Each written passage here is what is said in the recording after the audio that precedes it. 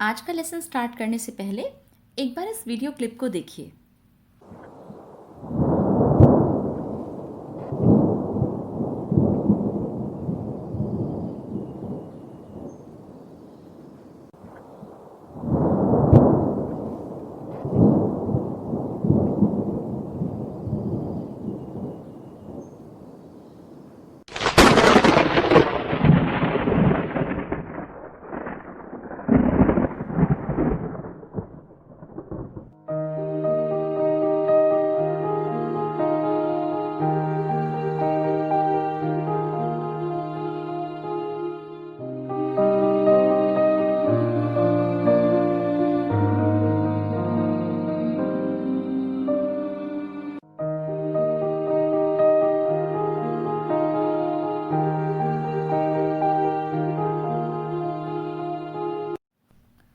Day October 27, 1999.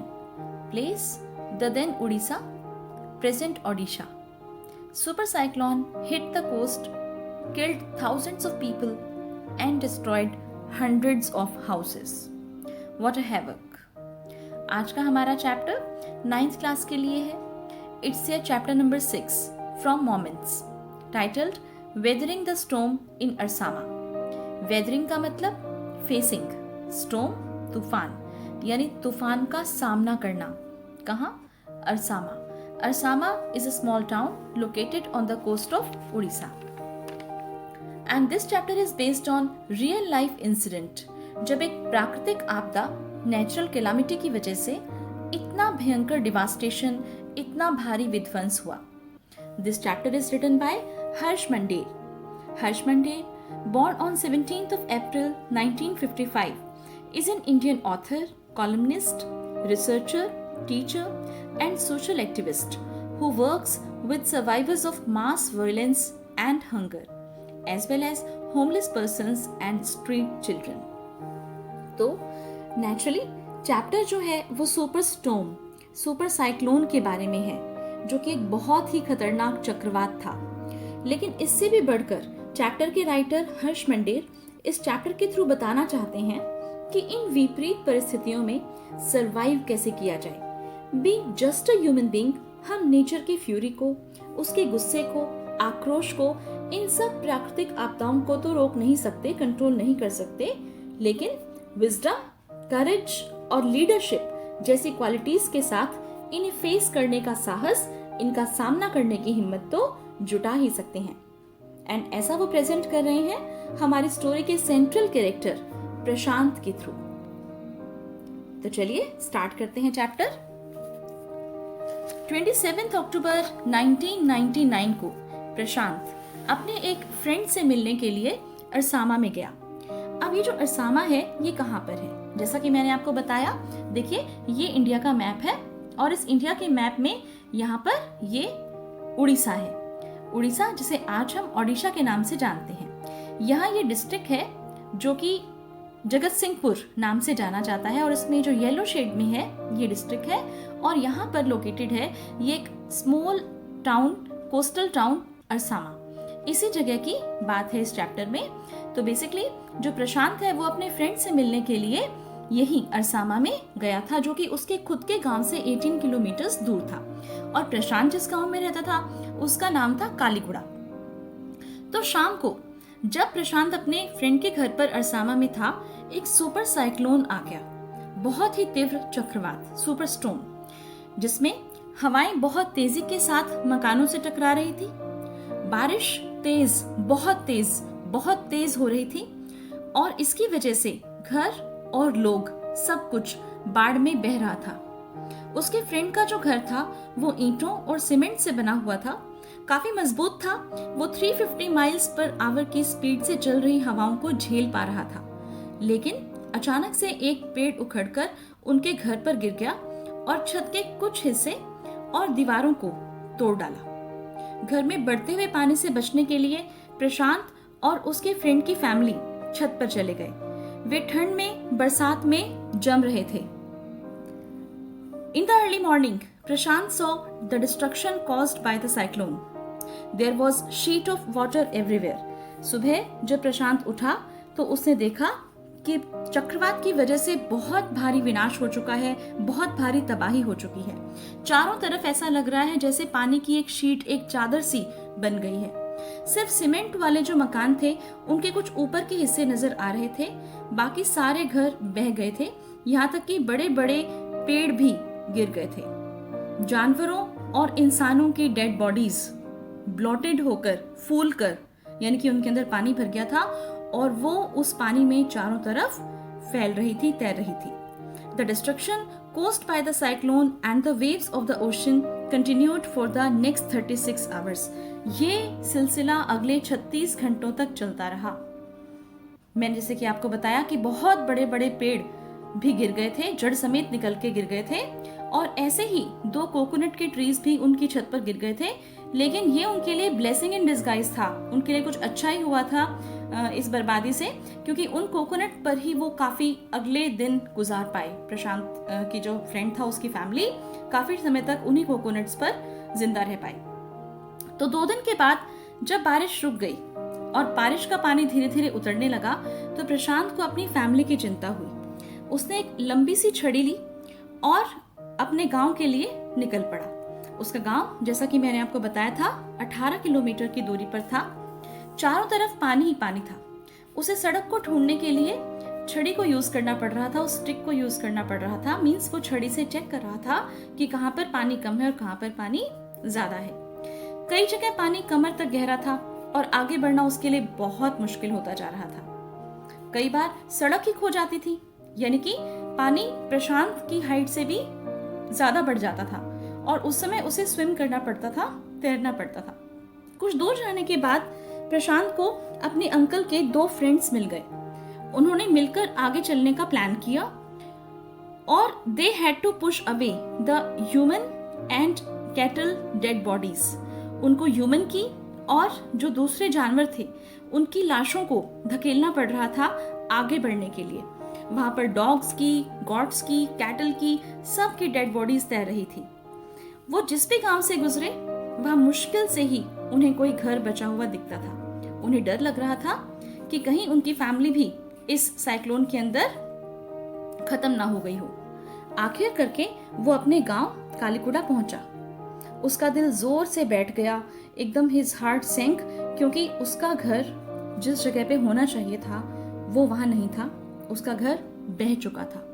उसकी family के किसी भी मेंबर का कहीं कुछ अता पता नहीं चल रहा था।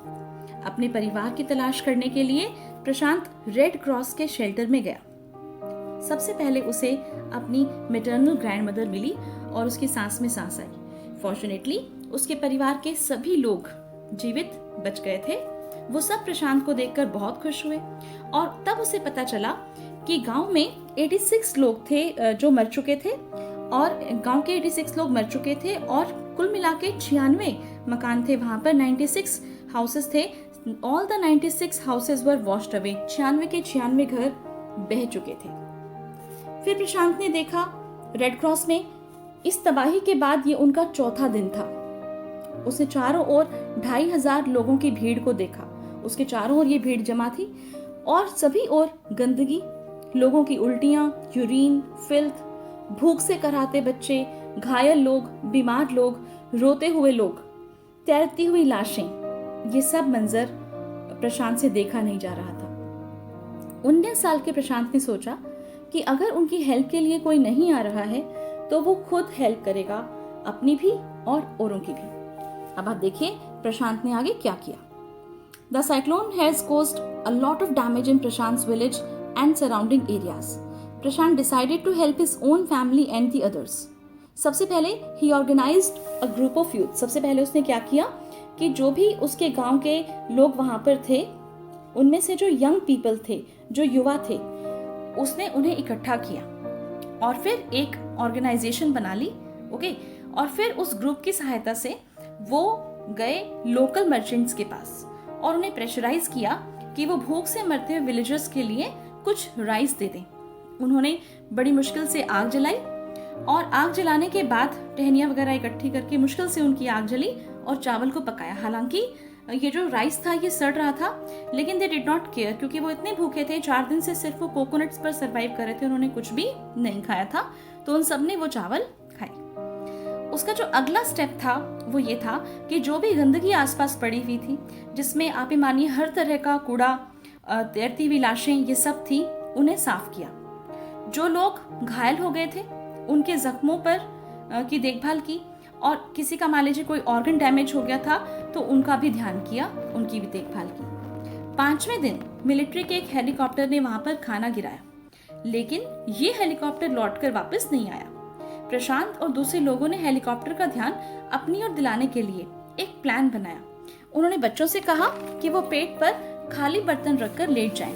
ऐसा इसलिए किया गया कि वो हेलीकॉप्टर को ये बता सकें कि वो भूखे हैं, और ये प्लान उनका सक्सेसफुल हो गया। और उसके बाद हेलीकॉप्टर्स ने बिल्कुल रेगुलरली उनके पास खाना गिराना शुरू कर दिया। अब प्रशांत ने चारों ओर देखा तो उसके चारों ओर ऑर्फन्स थे, विडोज थी। उसने ऑर्फन्स के लिए एक शेल्टर बनाया, एक आश्रम बनाया। उसने लेडीज से कहा कि आप इन अनाथ बच्चों की मदद करो। उसने लेकिन ये ऑब्जर्व किया कि ये जो लेडीज थी या ये जो बच्चे थे वो लगातार दुख में और भी गहरे डूबते जा रहे थे। It was grim disappointment, grim grief surrounding them. तो उसने क्या किया कि एक एनजीओ की हेल्प ली। वो एनजीओ काम के बदले अनाज योजना शुरू कर रही थी, फूड फॉर वर्क, और उसने लेडीज को कन्विंस किया कि आप इस एनजीओ के साथ जुड़ो और अपने आप को बिजी रखो ताकि आपको कुछ खाना भी मिल सके काम के बदले में। प्रशांत ने उन्हें समझाया कि इस प्लान में शामिल हों और अपने आप को बिजी रखें। उसने दूसरे लोगों को देखा, जो दूसरे यंग पीपल थे वो भी काफी दुखी हो रहे थे, क्योंकि सभी का कोई ना कोई फैमिली का मेंबर नहीं मिल रहा था, मर चुका था इस वजह से। तो उसने उन लोगों के साथ भी क्रिकेट खेला, उनका सबका मोराल बूस्ट अप किया। साथ के साथ उसने ये महसूस किया कि कुछ लेडीज ऐसी हैं जिनके हस्बैंड नहीं हैं या जिनके बच्चे इस का विक्टिम का शिकार हो गए, इस सारी त्रासदी का शिकार हो गए। तो उसने क्या किया कि उन लेडीज से कहा कि ऐसे बच्चे जो अनाथ हो गए हैं इस सारे के सारे त्रासदी में, तो वो उनके साथ अपना जीवन गुजारें और इस तरह से अपनी कम्युनिटी में एक दूसरे की हेल्प करें।